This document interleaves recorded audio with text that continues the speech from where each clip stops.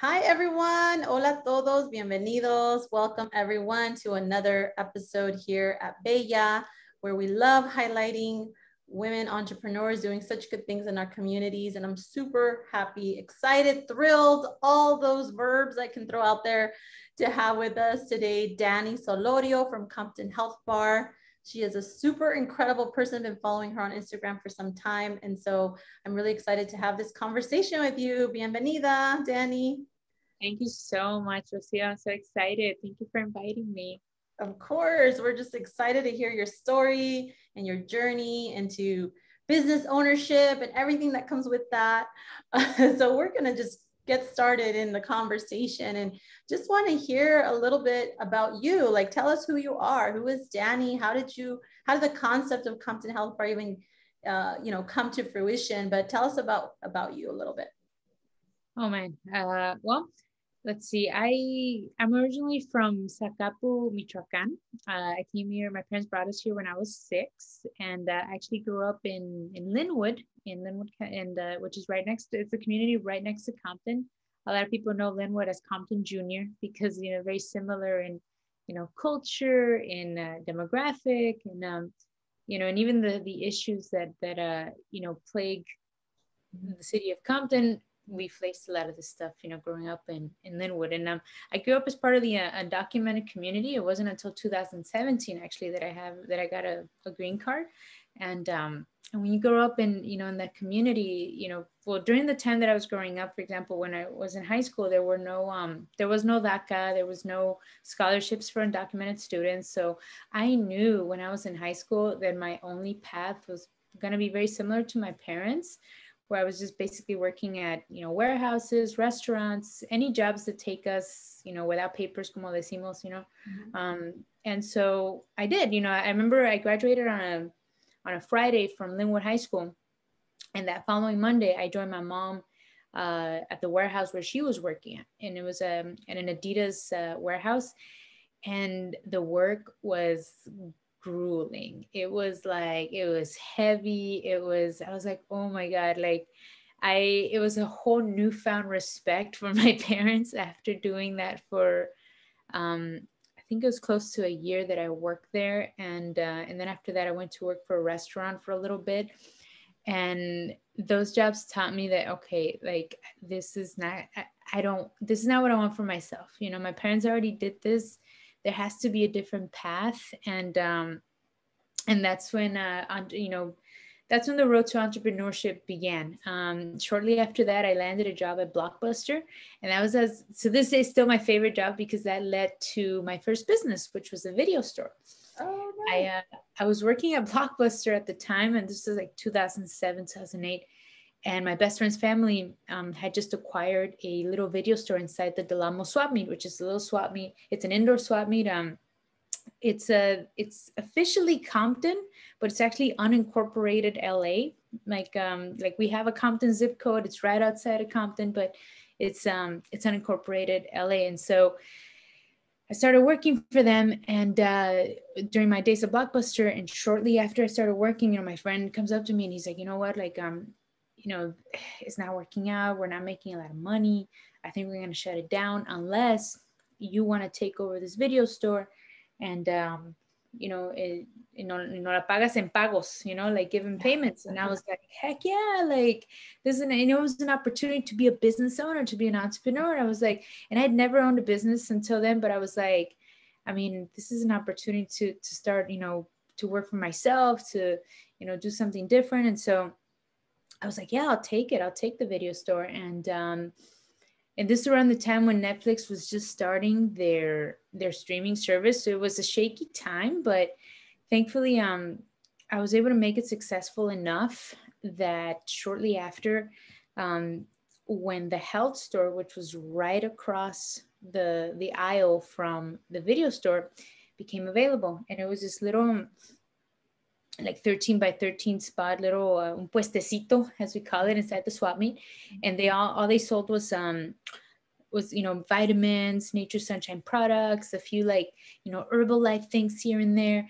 And when that family was ready to retire, I approached them and I was like, well, would you be willing to give me a chance to like take over, pay you in payments? You already saw that I did it with the video store with the family there, can we do this? And so they said yes. And again, for someone at this time, when you don't have access to credit, you don't have access to so many of the things that you don't have access to when you're undocumented, having somebody say yes and trust you, it's like a loan basically, and so that's how I got into health and wellness. And once I took that over, I recruited my mom, who at the time was working as a CNA at a hospital in Riverside. And by then she had pharmacology. She had her pharmacology certification. She was working towards being an LVN.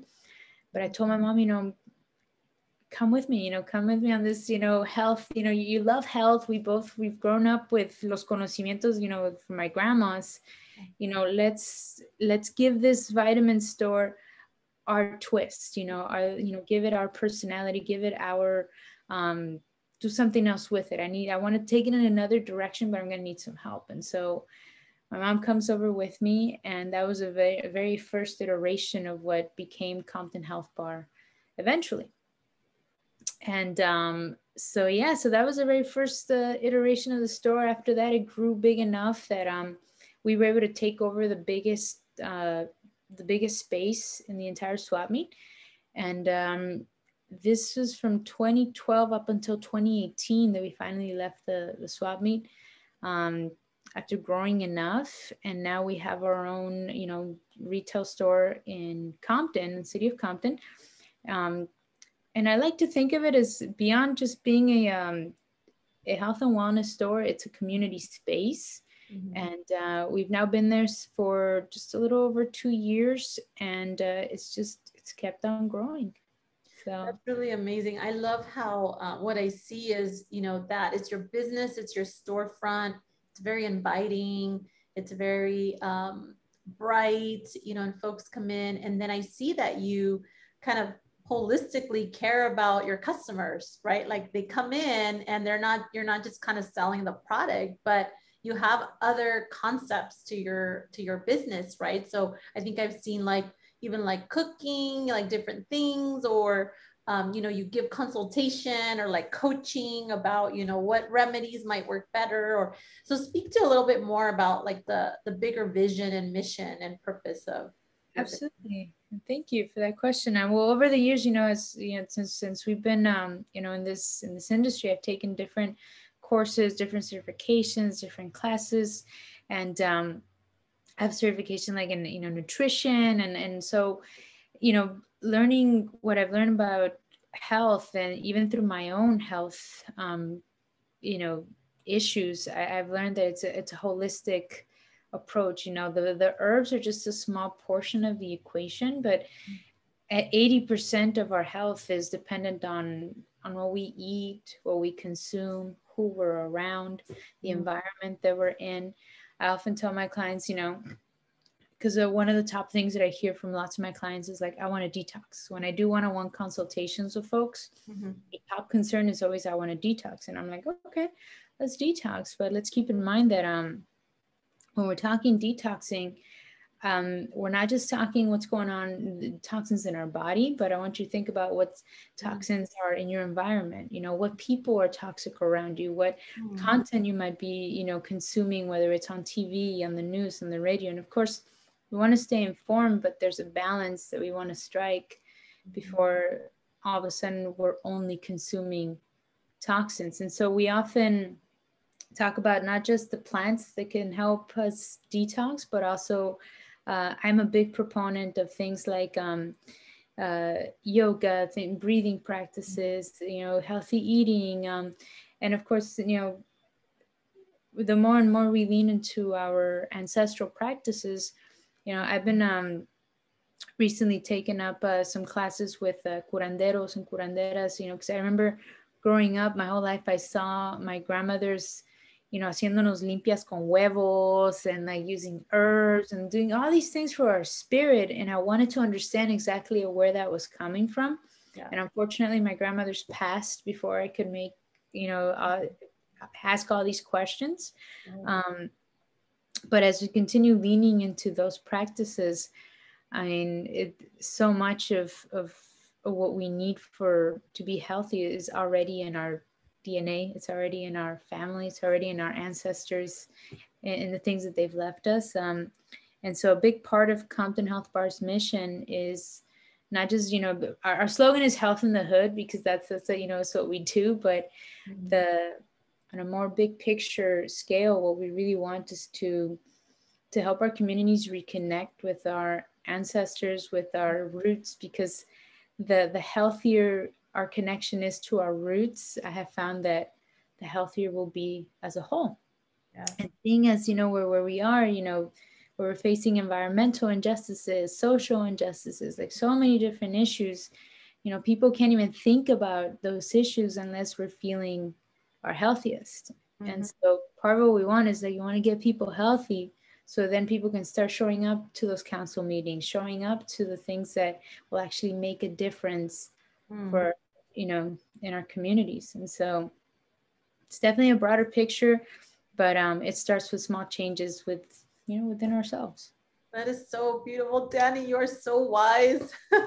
I love this conversation. I'm getting so much out of it. And I could just feel your energy through the screen. I know that might sound weird to some folks to hear, but I really appreciate you saying that. I'm just feeling I never looked at it really that way. I think what you're sharing is so true. And it's one of those things where I'll agree with you because I believe it too, but it's not until you bring it to light that it's like, wait a minute, yeah, let's bring this to the forefront. It's not something that I'm thinking about all the time, but you're so right. I mean, we need to be connected on so many levels. We need to be healthy on so many levels. There's so many layers, there's not a single solution or a single answer to anything. And so I love how you're connecting the dots. And Thank you. so, in terms of like when I know you talked a little bit about kind of your youth and growing up and kind of what led you to where you are, but all these like lab values that you're living out that I see just kind of resonate from you. Like, how were you as like a little kid growing up? Were you the one that was like the counselor, the wise that, everybody, because I really feel like sometimes we have these characteristics or behaviors or things as growing up. And then they manifest into something stronger as adults or the opposite, or they don't, right? So what can you share a little bit, what you feel comfortable sharing just about your childhood growing up and even how maybe that connects to kind of how you live now and how you run your business? Oh, absolutely, thank you. And for starters, it was actually my abuelita on my mom's side who raised us alongside my parents, because when we got here, my parents immediately had to take up like two jobs, and so it was my abuelita who was at home watching us. And so through her, I learned so much about, caring for plants, the importance of Mm, having plants around. And so I always loved, like, just learning, taking that in. And I was a very curious child, always very, I loved reading. I loved, learning. I loved, asking questions about how things worked. And I remember for a long time, my dream was to become a veterinarian because I wanted to help animals, back to health, like nurse them back to health. And there was a couple of occasions when I owned pets when, like, as soon as I saw something wrong, I was like, oh my God, I'll take care of them. I'll nurse them back to health. And then there was instances in which I remember my grandma and my mom when they both had either injuries at one point, or my grandma, I remember, once fell and she had this gash on her leg. And I immediately was the first one to be like, I will dress the wound, I will, help wow. her with that. It was a, and I wasn't skittish about the squirmish about like blood or anything. It was, I just really wanted to help. And also my role in the family, in my family, has always been a role of kind of like the leader and the parent and the as the eldest sibling and the only girl. And of course, when you arrive here, and this is a story that so many of us share, we're like 11 years old and we're helping our parents file taxes, we're Gosh, helping our yes. parents translate everything. So yeah, looking back, I had a very sort of like parental and leadership role in my family, but also a caretaker, like the one that wanted to make sure that everybody was, feeling good, feeling healthy, was along a healthier track. And so, even though looking back, I didn't have much of a childhood because it was always just very like, let's go, let's, take care of this, take care of that, translate this, like, Yes. all these people. I was an administrator, so many different hats we wear.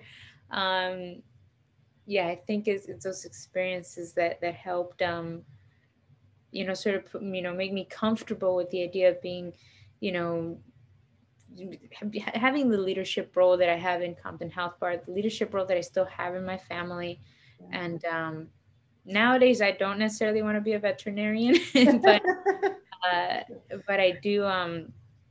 I think my greatest passion has been healing my own, healing myself, my own wounds, and then showing others how to do it. Through the things that I've learned for myself.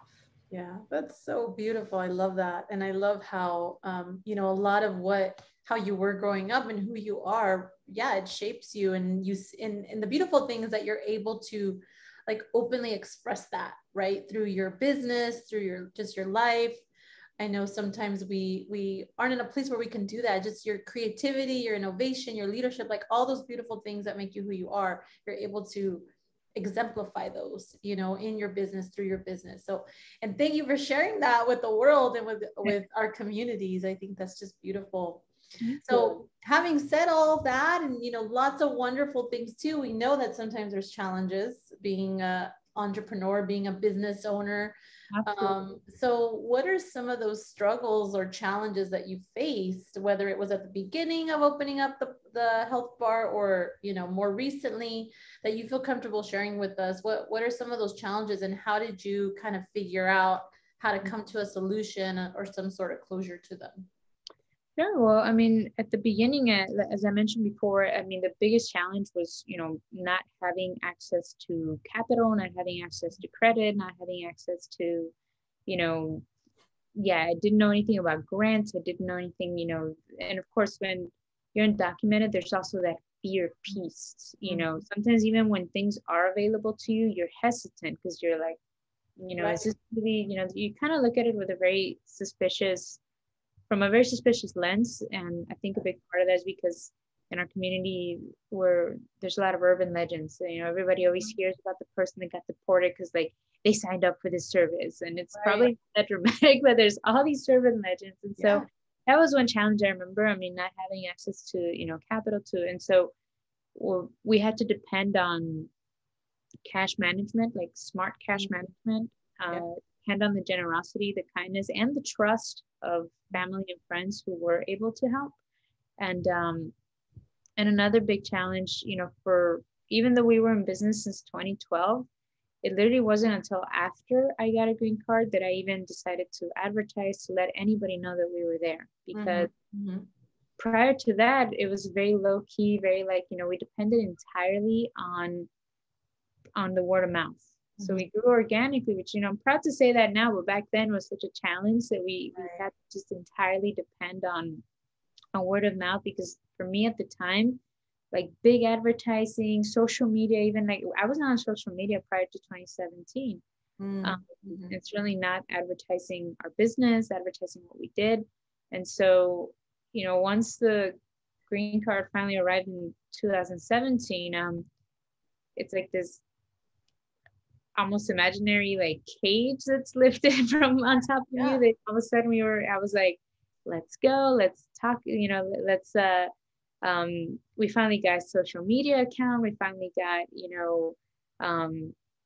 we finally got out there. And the minute we got out there, blessings started, kind of raining. And not just that, but like so many signs came that we were on the right path. And one of those signs was Zoe Saldana's media company, Visa, were the first to approach us in 2018 to ask if they could shoot a documentary on us. And I was, oh, wow, blew my mind, because I was like, wait, what? Like, at first I thought it was a scam. I was like, this is obviously a scam. But, that actually was what propelled us both, and gave us a confidence. Not only did it force us to actually get online and have a website that where like people could suddenly buy it from all over the country, but it also helped us grow enough and grow the confidence to like leave the swap meet for the first time and then get out there and get our own store.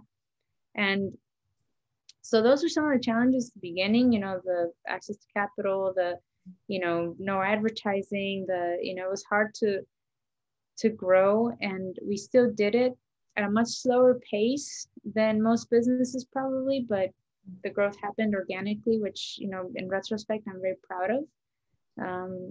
And now the challenges that, kind of facing is, now that we've grown to a point where I need a partner, where I'm looking for like a, partnership. I'm looking for, and finding the right partnership is harder than it seems, because, sometimes people think, oh, it's just a matter of like, finding someone who can, with the capital, or finding somebody. But what I'm looking for now is like a strategic partner that aligns with our values, aligns with our mission, is, has a very similar vision for what we want to create in our community, but also has the expertise that I need to help us continue growing. And so that's been an ongoing challenge, I think, for the last like year and a half. I'm still hunting, but I'm confident that when the right partner comes along, we will know. Yes, yeah. My mom always tells us still to this day, todo a su tiempo, that's one of her lines, todo a su tiempo, Yeah. So sometimes we want things now or yesterday, and it's like, some things will happen when they're meant to happen, right? And so that tension there, right there, the weight, that's a little bit tough sometimes, but I think that definitely that will come when it's meant to. And the good thing is that you're holding on to, you're very steadfast in your values and what you're looking for and who you want, right? And I think that's really important, because sometimes we look at quick fixes, or we get a little impatient, and then that could derail everything, And so I think you're doing exactly what you should be doing. You obviously know your business best, and what serves your purpose best. And so I think listening to yourself, is, and your instinct is really important in that decision, because it's a huge one. It's a huge decision to make. It's a huge decision, and honestly, I've already gone through the probably a mistake that we all make, where I try to rush into a partnership a little too quickly. And thankfully, before any major steps were taken, the realization came that was not the right partnership. And I'm glad that everyone walked away, feeling like confident and good about not moving forward. And sometimes that can be a tough place to get to.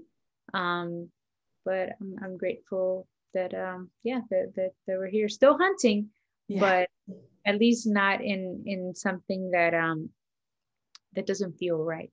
Right, exactly.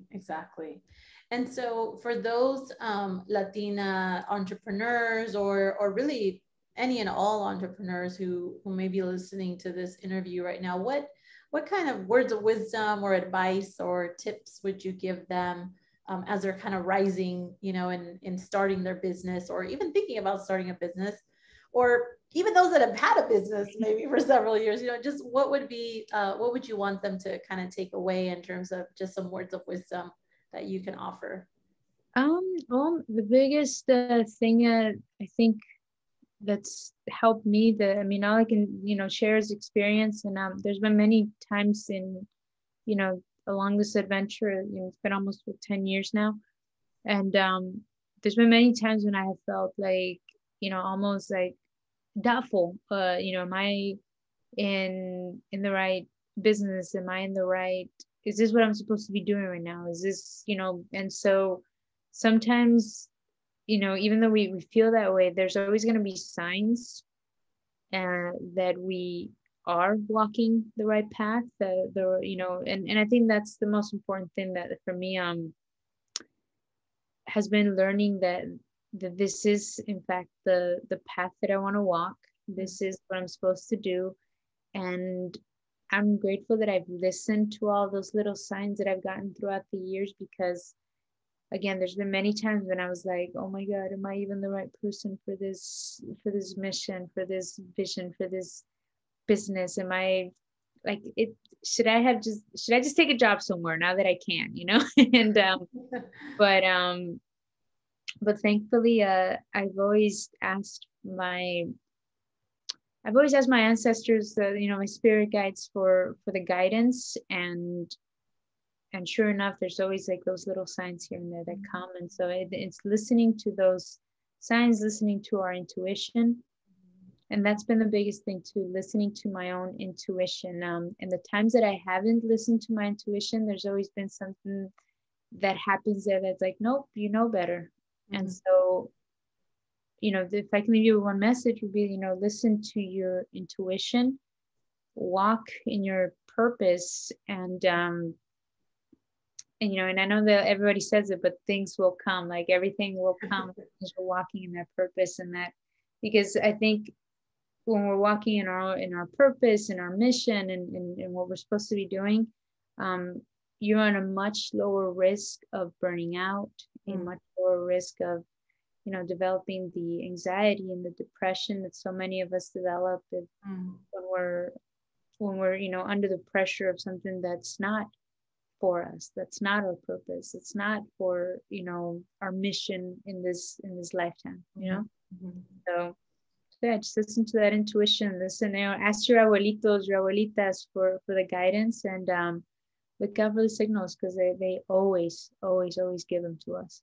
Yes, that's beautiful. Thank you. Such great advice and counsel, really. I'll say more counsel to those that are thinking about either struggling right now or just thinking about opening up a business, or maybe in the startup phase. I think that's always center. It's so important to think about us and where we are, right? Where you are as an individual. There's so many things being thrown at us too around, the technicalities of the business, which is also important, but sometimes we neglect self, right? And I think that's where we should start. We need to start with self, to your point, and how you connect the dots. Again, just you illustrated it so beautifully. I'm not even going to try to summarize it. People can hit rewind and watch this again if they want. But Dani, thank you so much. This has been really great. I want to encourage everybody to follow Dani and Compton Health Bar, which we will also include on our website here, right below this video, where this video is posted. You'll see her website information and social media handle. But before we say goodbye, is there anything else that you wanted to share that maybe we didn't kind of get to in the conversation before we kind of end this together? Sure. I mean, if anyone is interested in reconnecting with some ancestral remedies, or exploring just herbal medicine, for anything, whether it's for a specific health concern or just for your general health and wellness, we are here for you. I do free virtual consultations. We also have in-store consultations available. They're all free. And they're for the purpose of just helping folks identify if and how we can, might be able to be helpful. You can book those online, ComptonHealthBar.com. And if you ever find yourselves in the city of Compton, we're on the corner of Central and Alondra. Come say hello. Yeah. There every day except for Mondays. And yeah, let us give us the opportunity to be of service. We're always happy to explore how we can be most helpful. Dani, thank you so much. This was wonderful. I loved it. I know everyone else is loving it too, listening to you and sharing your story and your words of wisdom. And hopefully we get folks coming in to visit you. But thank you again. And for everybody out there, thank you so much. Please make sure to follow and support Dani, and to continue to shop local, shop Latina-owned businesses. And we'll see you next time. Thank you. Thank you so much. Take care. Thank you. Bye, everybody.